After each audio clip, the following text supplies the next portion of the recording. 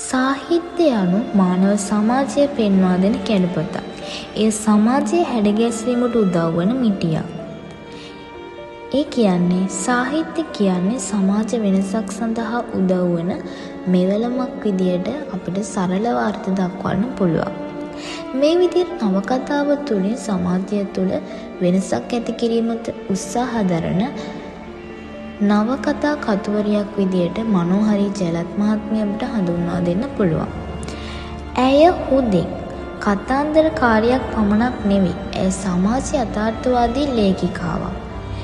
මනෝහරි ජයලත් මහත්මිය විසින් මේ වන විට ගිරිජා, සංසක්කාරී, කඩදොර, අබාසත්තේ, නිදොස්මි නිදහස්මි වැනි කෘති රාශියක් රචනා කරලා තියෙනවා. අද මම මේ වීඩියෝ තුලින් කතා කිරීමට බලාපොරොත්තු වෙන්නේ ඇයගේ මෙවර ඒ කියන්නේ 2025 වර්ෂය තුල සරණ පුස්තක සම්මාන දෙවන අදියර සඳහා නිර්දේශ වෙච්ච නිදොස්මි නිදහස්මි කෘතිය ගැන. මේ කෘතිය ප්‍රකාශයට පත් වෙලා තියෙන්නේ 2024 වර්ෂයේ. ඇයගේ පස්වන නවකතාව විදියට අපිට මේ කෘතිය හඳුන්වලා දෙන්න පුළුවන්. මේ නවකතාව හුදෙක් එක් ස්ත්‍රියකගේ පෞද්ගලික ඉරණම පිළිබඳ කතාවක් නොව ධනවාදී සහ පීතෘමූලික සමාජ ව්‍යුහය තුළ පහළ මධ්‍යම පන්තියේ ස්ත්‍රියකගේ අරගලය නිරූපණය කරන කතාවක්. කියන්නේ ලාංකීය සමාජයේ ස්ත්‍රිය මුහුණ දෙන ආර්ථික දුෂ්කරතා සහ ඇය වටා ගෙතී ඇති සමාජීය හා සංස්කෘතික බැඳීම් අතර ගැටුම පෙන්වා දෙන නවකතාවක්. සමාජීය සාහිත්‍ය විශේෂ ඔස්සේ මාක්ස්වාදී විග්‍රහය, දෘෂ්ටිවාද වැනි සංකල්ප ඔස්සේ මේ නවකතාව තුළ එන සමාජීය කියවීම තමයි මේ විදියට අපි කතා කරන්න බලාපොරොත්තු වෙන්නේ. මේ කතාවේ ප්‍රධාන චරිතය ජයන්ති. ඇය දෙදරු මවක්. ඒ වගේම රැකියාව විදියට කරන්නේ තීරෝද්‍රත පදවන එක. මෙම නවකතාව පුරාම ජයන්තිගේ චරිත පරිණාමය ඉතා සංවේදී ලෙස විග්‍රහ කරලා තියෙනවා. හිටපු කාංචිගේ චරිතයේ සිට ජයන්ති දක්වා පරිණාමය දෘෂ්ටිවාදී බිඳවැටීමක් ලෙස අපට දක්වන්න පුළුවන්. සමාජයේ ස්ත්‍රියකගෙන් බලාපොරොත්තු වන්නේ සුකෝමල විනීත ගතිගුණයි. මෙම නවකතාවේ හිටපු කාංචිගේ චරිතය හරහා මතු කර තිබෙන්නේ එම ගති. නමුත් විවාහයෙන් පසු තම සැමියාගේ වංචනික ක්‍රියාකලාපය දැන ගැනීම, පසු ඇය විවාහය අත්හැරීම, දරු දෙදෙනාගේ අවිනිශ්චිත අනාගතය වැනි බලපෑම් සියල්ල හමුවේ ඇය තම දරුවන්ගේ බඩකටවල් පුරවන්න මේ සුකෝමලකම විනීතකම ආදී සියල්ල අත්හරි. එය සම්මත දෘෂ්ටිවාදයෙන් බැහැරවීමකි. මාක්ස්වාදී විග්‍රහයට අනුව අදෝ ව්‍යුහයේ හෙවත් ආර්ථිකය විසින් මිනිසාගේ තීරණ සහ ජීවන රටා තීරණය කරනු ලබයි. ජයන්තිද යකඩ ගැහැණියක් වන්නේ ආර්ථික යථාර්ථය විසින් ඇය වෙම තීරණයට තල්ලු කරන බැවිනි. ඒ වගේම ජයන්ති ත්‍රිවිල් රථයක් පැදවීමේදී පාක්ෂිකයේ අයගෙන් ඇයට දැඩි විරෝධතාවයක් එල්ල වෙනවා. මේට විශාලම හේතුව වෙලා තියෙන ස්ත්‍රියකට උචිත රැකියාව පිළිබඳ පවතින දෘෂ්ටිවාදයේ ප්‍රකාශනය.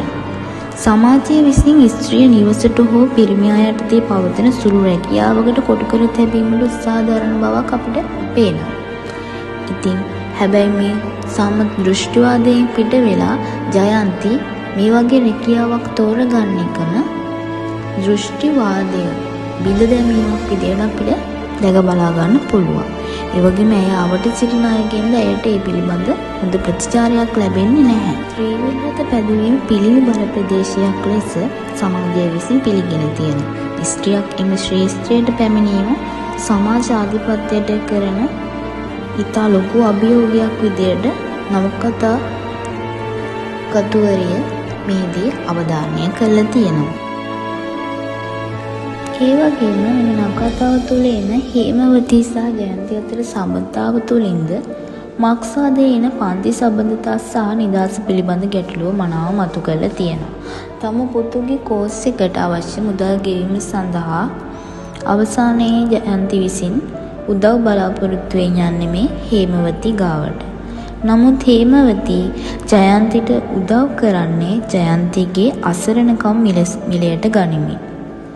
කතා අවසානයේදී හේසිට බුදු බව ප්‍රාර්ථනා කරන ජයන්තිම අවසානයේ ඇයට පිටුපෑම සිදුවේ.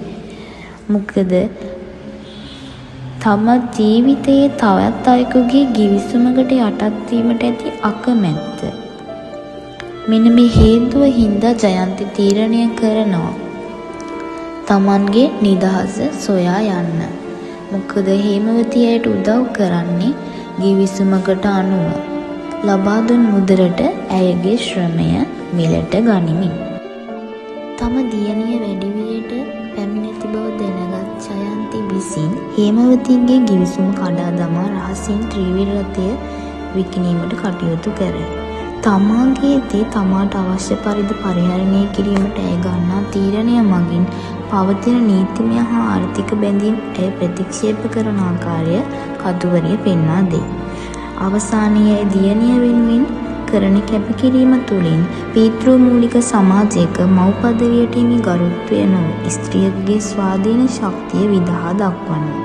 මෙම නිදොස්මි නිදහස්මි කෘතිය හරහා මනෝහරී ජයලත් මහත්මිය පෙන්වල දෙන්නේ ලාංකීය සමාජයේ ස්ත්‍රිය මුහුණ දෙන ආර්ථික දුෂ්කරතා සහ ඇය වටා ගෙතී ඇති සමාජීය සංස්කෘතික බැඳීම් අතර ගැටුමයි.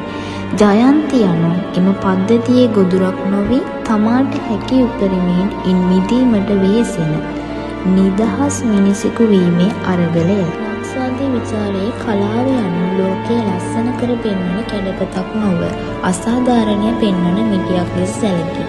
මනෝහරී ජයලත් මෙන් මල් කතාවෙන් කරන්නේද එම තිත්ත ඇත්ත සමාජ